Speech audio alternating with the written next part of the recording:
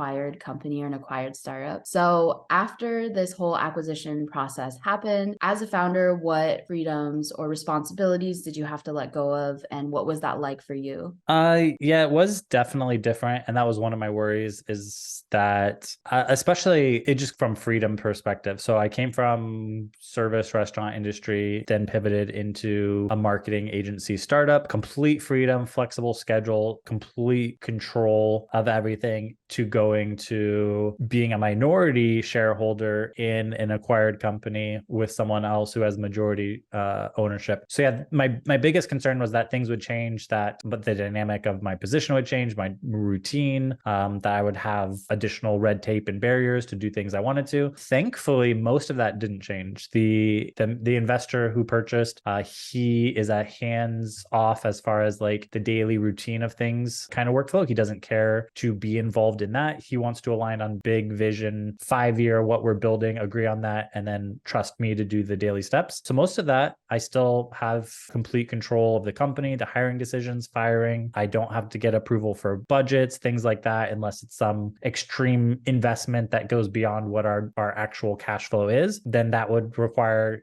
some additional approval there. But that's not really a big difference because previously that just wasn't an option. Like if I wanted to spend money I didn't have, that just wasn't an option. So now having to ask or get approval to spend money that wasn't mine and didn't exist before, that's definitely not a heavy lift. Other than that, some of the biggest changes were we shifted from a contractor model. We had scaled to a 7-figure agency through just contractors. After the acquisition, we wanted to set up roots a little more. So we opened up a physical office, which I probably wouldn't have done before, moved everyone to a W-2, introduced benefits and salary. So that was some of the biggest stuff. And just from an operational point of view, it definitely takes a different level of strategy and management because with contractors, it's completely variable. If they have 10 hours worth of work, you're paying them 10 hours worth of pay. With salary, it's a bigger investment. Like you don't hire someone until you know or are pretty certain that you'll have 40 hours worth of work for them so you can't just start them off small. You have to start them off with that bigger commitment and then grow into it. It's more expensive. But one of the things we realized is that model, you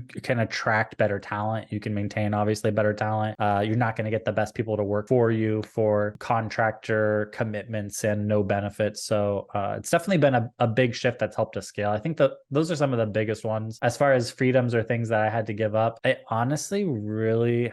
hasn't been anything yet. I imagine there'll come a point in time where I have an opinion or a mindset where I would pursue option A, but I'm going to have to defer to the primary owner if we disagree on something and go with his, even though maybe I didn't agree with that. It hasn't happened yet. We're, a year or more over the threshold. And so far, we're in pretty good agreement with most of the things and what we're building. And he trusts me to do the day to day. So there really hasn't been anything like that. So I think the only other big mindset shift is, I'm on more of a set structured pay versus we have a great quarter and all this extra cash flow is mine discretionary. Like I could either put it in my pocket, take a big trip, make a purchase, or decide to roll it back in and invest in the company. But with the upside of building something big and cashing out in a second exit, all of those freedoms or liberties don't seem very significant to me to not have. Mm-hmm. Yeah. So it sounds like you haven't had too many freedoms that you had to give up. I mean, there was like the formality of, the business isn't technically, you aren't technically, the owner or the major shareholder, as you said, in the company now. So it's not necessarily like you had to give anything up, and it's more just like a formality that's happening. But you did mention that maybe in the future, there might come a time where that becomes a topic of conversation. Yeah, I imagine eventually there might be some inconveniences where, yeah, we don't agree on something, but it probably isn't going to be anything major. It might be like rolling out a specific services or a pricing position or something I don't agree with. But I'm actually, as far as like founders go, I feel like I'm actually a good team player. Like I feel like there's some people that they're founders or they're owners because they need to have control of everything. I don't have that. I'm not a perfectionist. I don't need complete control of everything. So I'd be okay if we have disagreements, and if I do need to defer, I don't think that'd be a problem for me. Mm-hmm. That makes sense. So you've touched on this a little bit already with talking about the team structure and how it's changed. But like you said, we're about a year post acquisition. How has the team or operations evolved over time at Impactable? Yeah, I mentioned previously in the first question, the biggest one was switching from contractor setup to salary benefits. And that kind of caused a few other evolutions. So one of the big ones was being able to attract, I wouldn't say better talent, because we obviously had good talent before, but it definitely made it easier. It was actually a real hard challenge to try to get someone who was employed to come over. And basically we were hiring people at part-time while they had full-time jobs, and then trying to build them up enough work to convince them to quit their other job. So they had 2 full-time jobs at one point, and then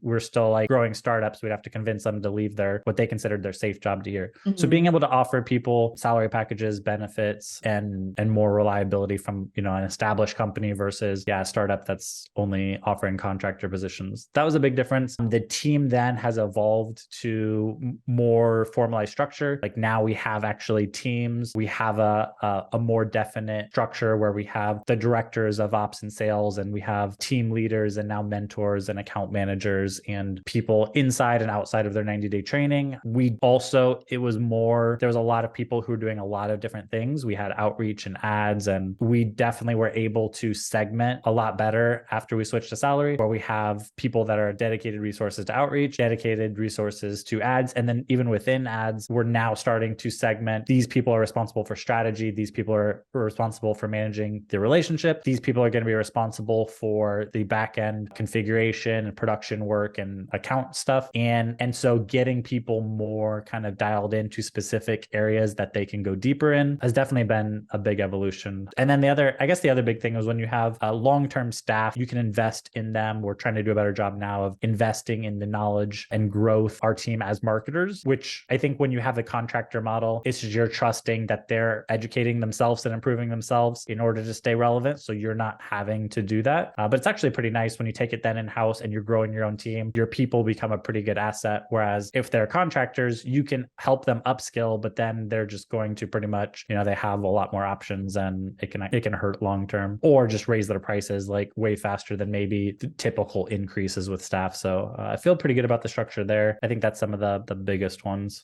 Yeah. And I will say, in my experience prior to Impactable, I have worked as a contractor with a lot of like really small startups where they were at maybe 5 people total in the company, like very, very early on. So I definitely understand that concept of having to wear multiple hats and having to bring people on who had to be really flexible in their role. And so I do think it's really interesting to be at Impactable now, where we're in the middle almost of transitioning away from that structure of like everybody's a startup employee and everybody has, kind of place in everything. And now we're moving into like, okay, there's like dedicated titles that we have, there's dedicated job functions, and you're going to operate specifically within this skill set, and you're going to grow specifically within this skill set, which I think is also a good opportunity for people to have that training and development. And I know something that you implemented recently that I'm very excited about, at least, are like the bi-weekly trainings with the team, and having you hop on a call with everybody for like an hour and talk through some higher level strategy, specifically in LinkedIn ads and specifically in marketing, which some people have varying experience in. That's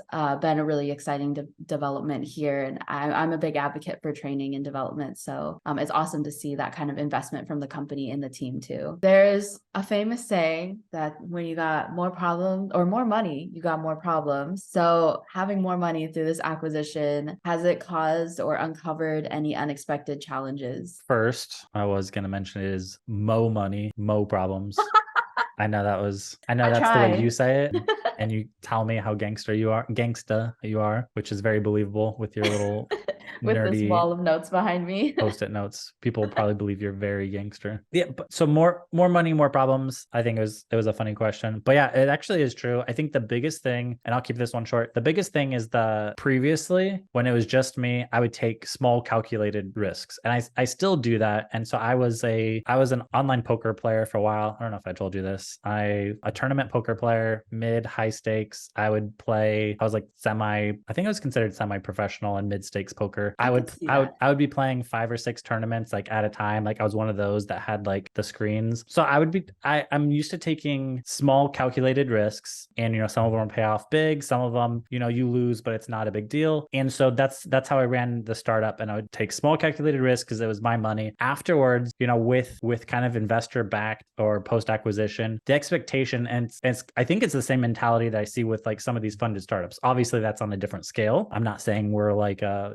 50 million funded startup, but the idea is that you're expected to move faster and you're expected to take more aggressive actions and bigger risks. And so some of those simple ones was like, instead of starting people off at part-time contractors, we're offering full-time benefits, salary. Those are bigger bets. And then earlier this year, we brought on, we made an offer to 3 full-time staff at once, like hiring 3 people at once. Like doesn't sound like at any normal job, hiring 3 people, in January doesn't sound like the biggest deal. But for a small startup to commit 150 or over $100,000 worth of salary and make that offer, and have them all start and know that it's going to be months before they kind of have assimilated into our process and our training and are kind of holding their own weight and contributing in a meaningful way. It's a big investment. The other one was opening a physical office. It's less than $5,000 a month, but that's a big chunk of change for a small scrappy startup. And we're looking at probably moving into a space that'll be $10,000 a month by the end of this year. So making those bets, the same with marketing investments or some of these, what we're going to roll out or the things that the developers are digging into. We're just making our data purchases. We purchased a $10,000 data license that we're not consuming yet, but the idea is we're going to purchase it. We're going to push for our team's education and using it more. And then,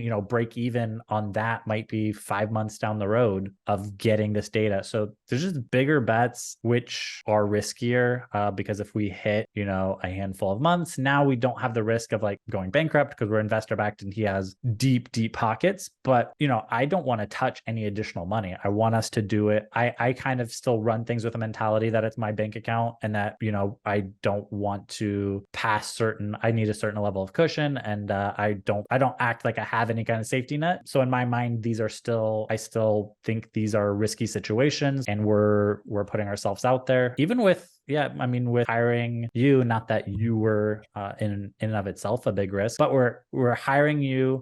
We trained you on our systems, but you're not a full dedicated account manager who's going to have that full load. You'll have a less load. And then the idea was that you would help us kind of slowly craft this offer and redo some of this that will eventually generate revenue. So you're already, breaking even with your accounts that you're managing, but we're not probably profiting a ton off of your existence here until we get into that. It's the same with our 2 sales reps. We make those hires, but it's months and months before they are probably contributing a positive ROI to a bottom line. So I think that's one of the biggest things is laying this foundation of people and systems and resources that are going to pay dividends. We're taking bigger risks that cost more money and a longer time to hit ROI on those. And it compounds. Like all of those separately are bigger risks than I would have taken previously. And then we're doing those like not separately. We're doing those together. We're hiring 2 sales reps and someone to help with our demand gen content and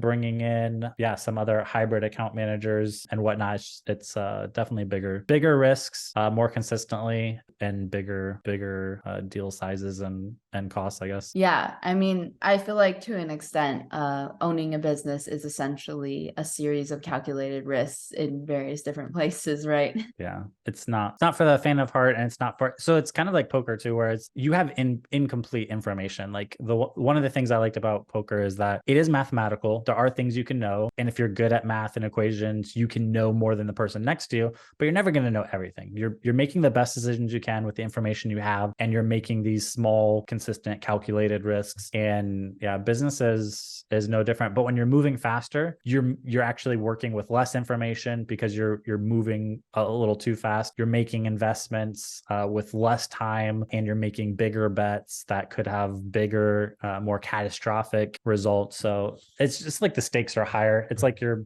playing a game now. Instead of $100 buy-in, it's $10,000 buy-in for the World Series of Poker, and you just have a lot more to lose. Yeah, I like that. That was a good ending right there. Boom. All right, how do I stop this? There